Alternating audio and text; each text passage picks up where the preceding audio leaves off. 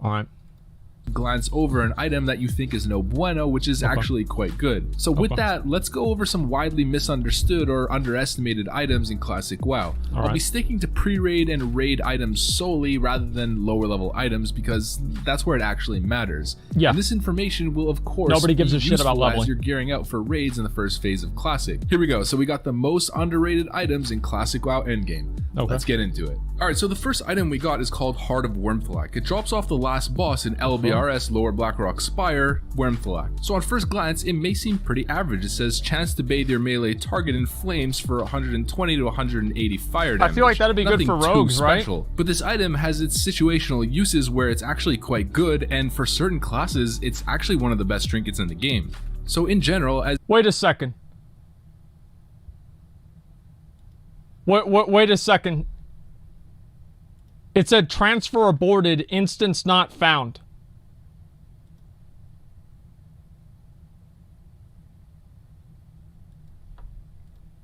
And my Hearthstone's not on CD either. That's great. Thank you very much, Blizzard. This is amazing. Okay, alright, let's go back to the video. Who gives a fuck? Pretty much any melee DPS, this is a pretty good trinket, especially in the earlier days when your character is less affected by power creep. The actual just flat damage from this is pretty significant. On a Fury Warrior, a Rogue, you name it, it's pretty damn good. I think for a dual wielding class, that'd be insane. On Rogues, it's really good, especially in combination with your poison. So as a Rogue, if you're locking up a Warrior, let's say, or any plate-wearing enemy in a full stun combo, and you have constant little micro elemental blasts going on that target from either weapon procs, this trinket, or your poisons, for instance, your instant poison or whatever poisons that you plan on using, all of those little spell damage procs actually will add up to be a decent amount, especially on a plate-wearing target since it's bypassing his armor. What's really interesting about this trinket is that it actually has a chance to crit, so the spell damage or the fire damage proc can crit. And another interesting aspect is that you can proc the on-hit effect while in cap form, so it's actually a really good trinket for Feral Druids, let's say. Who cares about Feral Druids? Now, as I just stated, it's actually one of the better trinkets for a couple different classes. And the one class that it's really, really good on, at least from what we understand with current proc rates, rogues, right? is the Ret Paladin. So with a lot of theory crafting that's been done and simulation based on damage, it's actually one of the best trinkets and arguably one of the best in slot trinkets for many raid tiers for Ret Paladins. I like to think of this trinket as the welfare version of the Darkmoon card Maelstrom. And as a Ret Paladin, from what I understand, the best two trinkets that you could use are actually Heart of Wormthilak and Darkmoon card Maelstrom. I was raiding in a pretty strong guild on Phoenix a while ago, and we had a Feral Druid in that guild who was using this trinket, and he pulled some really surprising numbers, and clearly he knew what he was doing. He was one of the few Feral Druids that would actually compete on the damage meter in the entire server. So yeah, if you're a melee DPS and you just happen to be doing LBRS and it drops, then don't overlook it. It's quite good. I would need roll on that. So this one for my vanilla veterans out there who know everything about the game, every little detail, and are constantly correcting me, then you're probably gonna already know this one and find that it's really obvious. But for those of you guys that are actually newer to vanilla, some other random really weird item seriously and are really looking forward to get into it this time, this might be news to you. So carrot on a stick. There's this item called Edgemaster's Handguards. Oh yeah, apparently these are like ridiculously good. I had no fucking idea about this. Unique sort of itemization style to them. Yeah, this is insane. At first glance, you might look at this, and if you don't understand how vanilla itemization works, you might just say, there's no real stats that I can recognize here. There's no crit, there's no attack power, there's no strength, agility, nothing. Are they actually it seems kind of weird. But if we take a look at the tooltip and we read, it says increases axes +7, daggers +7, and swords +7. That's referring to weapon skill. And weapon skill is probably one of the most important stats for melee in the entire game. I wonder why they don't increase the mace stat by +7. That's the thing, is because they have chaxes and daggers and swords. Is their hit chance against higher level mobs, so bosses are level 63, and reduces the damage reduction on their glancing blows. So for single target boss DPS, these are pretty much the best melee warrior gloves in the game until I think Cthulhu. And it's a level 44 world drop, so you could pretty much get these while doing Zul'Farrak. Yeah, you just buy them off the auction house, easy. Game. And if you are so lucky to have that happen to you, you pretty much just buy your epic riding, because I've seen these gloves sell for easily 1,000 gold. What the fuck? Now we could piggyback off of this and just talk about weapon skill in general. There's so many items out there that you might overlook because you don't understand weapon skill and how important it is. See, I actually I feel like that kind of stuff is actually really cool, like the weapon skill and everything. I don't think they should add weapon skill back into WoW, but they should add something that's like weapon skill. And I wish they would like have something that was more interesting. I don't know, I feel like all the stats in the game are kind of, they're not as interesting as they used to be. We've got Age Core Leather Gloves and Molten Core, which as a dagger rogue are incredibly good, but you might look at them at first glance and see strength and just be a bit confused. But these gloves are incredibly good if you're using daggers. We've got Obsidian Age Blade, which is also in Molten Core, and it's a pretty damn good two-hander, where in the early days you could actually get away with running two-handed Fury DPS. You might actually see the sword drop, and it might be better than your current setup with dual wielding. Once Dire Maul is released, we've got Distracting Dagger, which is an incredible offhand dagger for dagger rogues with a 1.3 weapon speed proccing poisons. It distracts them from other daggers. Mugger's Belt, which is just a great belt. We got Maladath, which is in Blackwing Lair, and everyone knows how good this is in an offhand. And in AQ40, we've got the Anubisath Warhammer. That drops which again, some trash. Off first glance, you might not think much of it, but by the time you get into Naxx, there's two really strong maces. There's the Castigator and Misplaced Servo Arm, which also drops off trash. So if you have one of those maces in your main hand, this is pretty much the best offhand mace that you can pair with it, giving the increased mace skill to affect both maces. So I wish they never got rid of the Misplaced Servo Arm. I actually feel so stupid, man. We used to run Naxx like every Friday night, Naxx 60 back at 70, and I don't have any of the old items. I only have like one belt or something like that. I really should have tried harder to like try to get people to trade me gear and shit. I feel kind of stupid for not doing that. General, I guess just don't overlook weapon skill.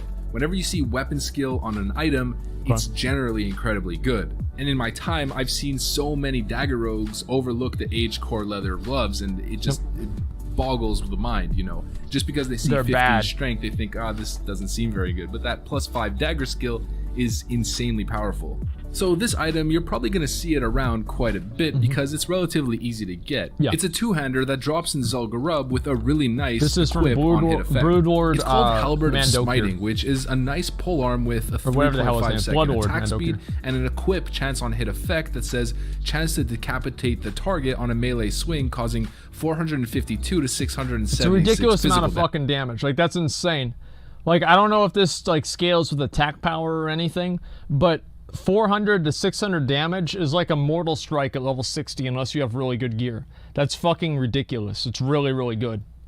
This two-hander is really good on a rep paladin, and it's also quite good as an entry-level... So it's not good.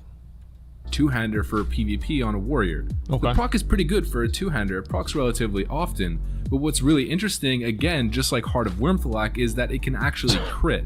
So it's nice little additional damage on top of your burst combos. Man? And you could imagine with a rep paladin who's stacking Reckoning or getting Seal of Command procs that this proc would be really nice in combination with those extra hits. So hey, the reason why it's good for rep paladins is it procs. What does it proc off of? Auto attacks. Auto attack Andes. it drops in Zul'Gurub, which is the entry-level raid that a lot of people can do. So if you have just a warrior alt and you want a PvP on it, but you don't have a two-hander, this weapon could easily open the door for you to have great fun on an arms warrior in Warsong Gulch or Arathi Basin.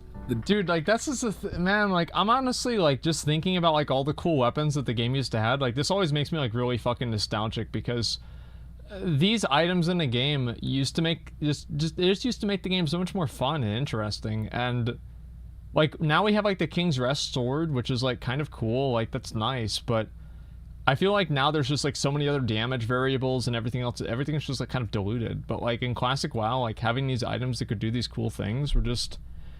I don't know, I just get a feeling of, like, fucking running ZG and getting a cool item out of there that I can use in some sort of a situation or test out, and, oh, I'll take this into a BG and I'll use this against a mage and it'll do a lot of damage. Like, I don't know, it feels good, man. It just feels good. Everything's a stat stick. Yeah, I mean, again, like, Blizzard's just, they're so worried about, like, trying to, like, hyper-balance the game that they forgot about... They want to make it, like, don't want to make it fun. Like, I don't know, man. Maybe I'm just being nostalgic here, but these kinds of things were really fun, and they made the game really interesting. It's super enjoyable to see again.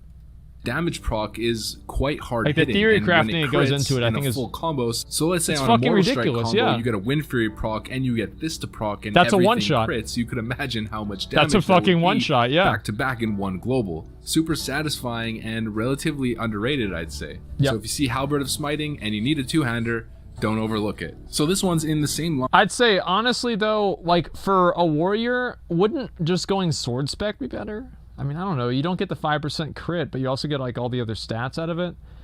I don't know. Like, maybe sword spec would be better. It's really kind of hard for me to say. You're being slightly nostalgic? I know I am.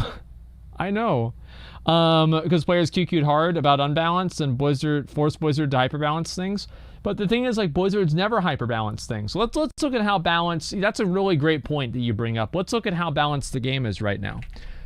Let's open this up and we will look at hyper balance. Let's see, MDI. Let's see, season. Okay, let's look at the hyper balance of the game. All classes are, of course, viable now. And let's open this up and oh, look at that. Wow. Wow. Thank God Blizzard has spent so much time hyper balancing the game, right? This is so balanced. Like, where's a warlock? Is there a warlock in the top 20? Where's the first warlock? Warlocks suck, dude. Oh, they're so stupid, dude. Who would ever play a warlock?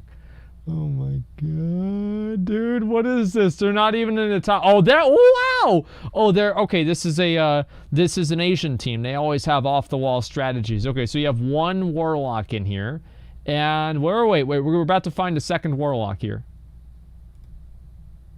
Any day now. Nope. Wow. Wow. 185.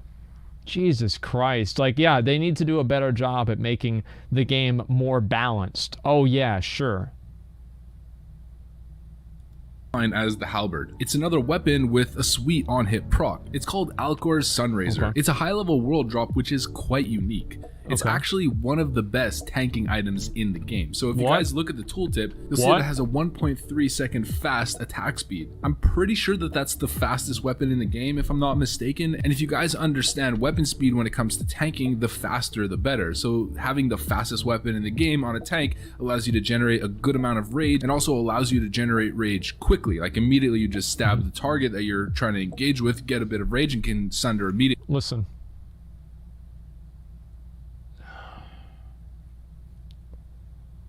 A warrior doesn't use a dagger. Okay? You just don't. You use a sword. And that sword's name is Thunder Fury. That's it. You don't use daggers. It also has a chance on hit effect Don't use that daggers. blasts the It's target ridiculous. for 75 to 105 fire damage. Okay. Which, considering the actual attack speed of the weapon, procs more often than you'd think. Right. And on top of that, it has plus 10 fire resistance, which is really good in the early days. This dagger is one of the best tanking weapons that you can use in the first couple phases of Classic WoW. Not only because of the weapon speed and the proc, but the fact that it gives fire resistance, which is really important during Molten Core and can be quite useful in Blackwing Lair. You're going to see a lot of these. A lot of the main tanks in the top guilds on your server are most likely going to use this. That's how it was in Nostalrius. I remember inspecting so many main tanks, or just tanks in general, in some of the top guilds, and even in my guild I was raiding in Pleasure Town Adventures, if you guys know that guild, and our main tank was rocking this. It's also a pretty decent offhand for Hemo rogues in PvP, who are stacking elemental procs, maybe Maelstrom Trinket, Heart of Wormthalak, things like that. Maybe in... Am I the only person that finds it a little bit asinine and pointless for people to min-max in PvE in Classic WoW? Like, I don't know, I just feel like it's pointless. Like, because the content, like, it's baseline. There's no, like, harder version of the content except for doing it faster. I don't know, I just feel like, who cares? You just go in there, unless you're wiping on the content, then... I don't know. It feels like these like little min-max things don't matter. Like the only thing in my mind that matters in Classic WoW with min-maxing is PvP.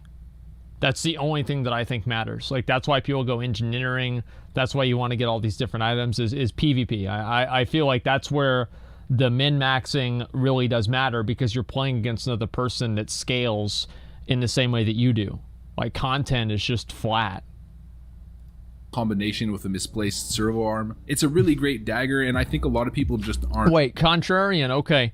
Sorry, I don't find it fulfilling to be like, oh, well, last week we were able to do Molten Core in 40 minutes, but this week, oh, we did it in 39. Yes.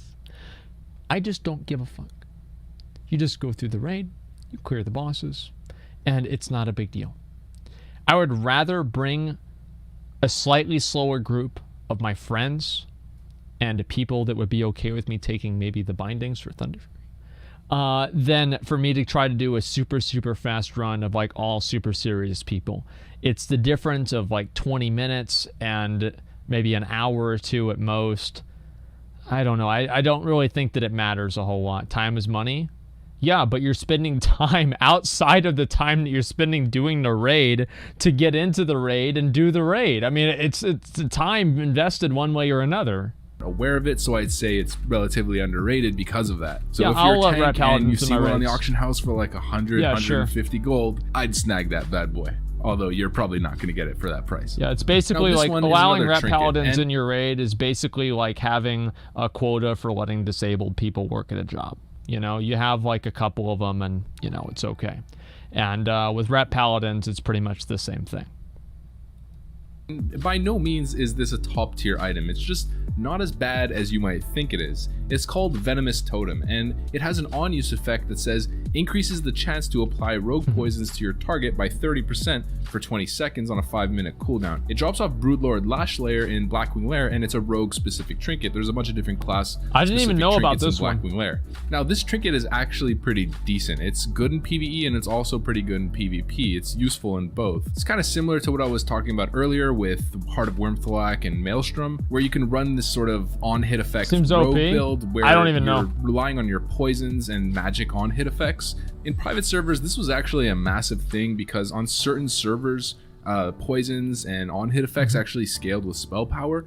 But in actual retail vanilla or classic WoW, I don't think that that's going to be the case. But either way, it's pretty damn good. I mean, 30% is a huge increase, especially if you already have improved poisons. You can constantly be proccing instant poisons over and over and over again, or if you really want to make sure that your crippling poison lands on your opener because it's super important, let's say against a warrior or whatever target that you may be fighting, this is a pretty decent trinket. It's useful to have in your inventory, and if you have another one that's on cooldown, you just want to reset and swap this one on, it's pretty If your trinket's so fucking good, why is he losing against a level 58 elite? He's level 60 rogue in Bloodfang gear. Why don't you put on a trinket that makes it to where you don't fucking die to a level 58 elite? This is the worst trinket I've ever seen in my whole life. This trinket sucks. And it's good. Like, if you don't have anything better and nobody wants this, or if you just want to have a cheesy trinket that's quite situational, you could pick this one up. I've just seen tons of people pass on it before, when you might as well take it. This one's another trinket, and it's generally only used in PvP, and again, it's quite situational. It's called Barov's Peasant Collar, and it has an on-use effect that says calls forth 3 servants of the House of Barov that will fight, cook, and clean for you. And I mean, clean for you? Wait, what the fuck? No, by the way, guys, I just want to let you know. Guess who has this trinket right now? Your boy Asmongold. I've got it still in the game. I've held on to it ever since Vanilla WoW. And I've had it the whole fucking time. You need that trinket? Yeah, you goddamn right. Wait, I need the trinket IRL? No comment. I mean, that's sort of, I guess, just a little playful tooltip. What it actually does is just calls 3 minions that end up fighting for you. They're useless. Now, this is quite useful as a PvP trinket, and a lot of people tend to use it. It's situational, but I'd say the main strength of it is the fact that it calls 3 minions. Yeah, so if you understand how spell pushback works in Classic WoW, every time someone who's trying to cast a spell, if they don't have a shield on themselves, takes damage, their spell will be pushed back for each auto attack depending on their talents, if they have talents to compensate for that mechanic. The fact that it calls 3 individual mobs that are all hitting that target can actually push back the spell cast quite significantly. So if you're playing a warrior and you're fighting against a mage, you summon the 3 minions on him, and maybe he's trying to cast a pyroblast or a spell on top of, after he's polymorphed you, and you might just be pushing back his cast over and over again. He's still taking damage, and it's just annoying to deal with. I've also seen healers use this, so while they're trying to just live and heal, they'll call the minions to attack the person that's trying to kill them. They'll put maybe a Shadow Word Pain if it's like a priest, I guess, and just try to live while the minions in the dot just do damage. It's almost like the way Shadow Fiend works in the Burning Crusade. Not exactly, but the same kind of play style. Really situational, kind of a weird trinket, but it's quite easy to get. You get it from a quest called the Last Barov in Western Plaguelands. Anyone can get it. You should probably do it while you're leveling up and just sort of have it in your inventory, and if ever you have a use for it, use it up. Some people just kind of think it's useless and vendor it or disenchant it, but I like to use it. So this next item is actually a druid specific leatherwork This helmet. shit is ridiculous. Wolfhead's helm. It's actually a level 40 helmet, so you might not. So I had no fucking idea about this helmet. This helmet is like the fucking Helm of Domination for like the Lich King, but it's for druids. For whatever reason, this is like the best helmet in the entire game for druids, even I think at level 70. Because if you were able to power shift back and forth, you're able to get pretty much infinite energy doing this. It's insane. Think much of it when you look at it, and it doesn't really even give in TBC, any I thought stats so. aside from just some spirit. People use it in Wrath? What's really important though is the equip. So if we read the tooltip, it says when shapeshifting into cat form, the druid gains 20 energy. When shapeshifting into bear form, the druid gains 5 rage. What's really important here is the cat form one, where it says that you gain 20 energy. Why do you say this fuck helmet off, is Bambi? actually the best in slot Feral Druid DPS helmet for Molten Core and all the way through Nax. There is no better helmet. The reason why it's so good is you pair that equip effect with the restoration talent, the first tier restoration talent called Führer. So when maxed out, Führer gives you a 100% chance to gain 40 energy every single time you shapeshift back into cat form. This enables the Feral Druid to do something called power shifting, where you're going to be dumping out your entire energy pool in cat form, shapeshifting out of cat form, and then going back into cat, gaining 60 energy every single time you do that with the helmet, allowing you to keep shredding and keep generating combo points. It's a really cool item that literally changes the way that you play the game as a Feral Druid. And it's also the item that helps make Feral Druids relatively viable if played right. It's a bit micro intensive, I'd say kind of on the tedious side, but if you really... Listen, this is actually really good for Feral Druids, and I'm going to explain why. Is that in vanilla WoW, everybody knows there's only 3 buttons you have to press and half the time you spend AFK. The issue with that is that Feral Druids all have ADD. So the power shifting allows them to keep focus on the game and not actually lose focus and go AFK and just go roll around on their floor. So this is why it's actually a really good item for Feral Druids. There's a meta level that this really helps Feral Druids on, as well as being a good item that increases their DPS. Enjoy that type of playstyle. So that's for Rep Paladins? No, it's actually the opposite for Rep Paladins. Rep Paladins, the best thing about a Rep Paladin is you can literally just walk up to the boss and tab out and go back to watching porn, and you'll be doing about 70% of your effective DPS. Well, it kind of makes it a lot more fun than maybe just spamming Shadow Bolt over and over again on a Warlock. So there you go, a level 40 leatherwork helmet that you might overlook is actually the best Feral Druid helmet in the entire game. Cute. So if ever you plan on playing Feral, very cute, make sure that this is your #1 priority. Not to mention, it's actually a really cheap helmet. It's really easy to get, and you don't need leatherworking to actually make it for yourself. Bolts you could of literally silk? just buy it off the auction house for super cheap. Boom, you have the best helmet in the game. Pretty easy. This helmet shouldn't be overlooked. Let's move on. Now, this is something you're probably going to see around, at least to a certain extent. You might get it as a drop, and you won't know what to do with it. It's called Warmonger, and it's a two-handed sword that has 45 damage per second. This is really good for hunters. Attack speed, 3 strength, and improves your hit chance by 3%. Now, you might look at it initially, 3 strength, low damage, fast attack speed, kind of useless, especially for a melee. But it does have its uses. It's actually quite good as an entry-level pre-raid item on hunters. So if you want to itemize your hunter around this sword in the early days, you can just get a bunch of hit from it and then not have to worry about getting hit on other items, stack attack power on those items, or stack crit. on all of the other items and just sort of itemize your character around it. There's a lot of hunters that are going to be purchasing this sword either on the auction house, or if it drops for them, they'll end up using it. It's one of the more competitive pre-raid items when it comes to hunter. It's quite unique. I think it's the only item in the game that has 3% of pretty much any stat, from what I understand. And 3%, it goes a really long way in your hit rating. It's kind of a niche item. It goes 3% of the way. So yeah, obviously hunters. Yeah, it's not hunters, it's hunters. Hunters do, they, you know, hey, it got 3 strength, but it got 3% hit. The fact is, like, yeah, hunters, they do a lot of damage. And even, like, I remember it wasn't strength. So if I remember right, strength was 1 AP, but did that translate over to ranged AP? See, that's what I don't remember. Because, like, there was ranged and melee attack power. It was just so long ago, it's hard for me to remember a lot of this. No, it didn't. Okay, yeah. It's just so long. Raptor Strike. Strength is 2 AP? I know, I thought strength was only 2 AP for certain classes. Strength was only 2 AP for druids, paladins, and warriors. But for other classes like rogues, strength was only 1 AP. Maybe I'll be wrong about that. Yeah, I thought 1 Agi. Yeah, Agi was 1 AP. It was a long time. There's a reason for this, right? You guys remember my friend Cora? You guys remember Cora? Well, Cora used to play a feral druid. And I made fun of her and I called her stupid for gemming attack power instead of strength because attack power didn't scale with kings. And I made fun of her for that for about 10 years. 10 years. I told her that she could join my classic guild, and she promised me that this was like a few weeks ago. Then she promised me that she would not gem attack power anymore. And I told her that there wouldn't be any gems. So, problem solved.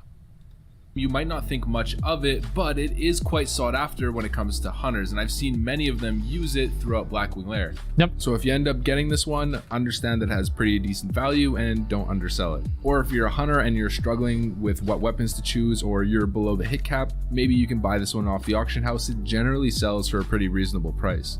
I feel like one of the really cool things about Vanilla WoW that I liked, is Core ever going to be a stream again? We'll see, but I don't know. Maybe. I can never say never.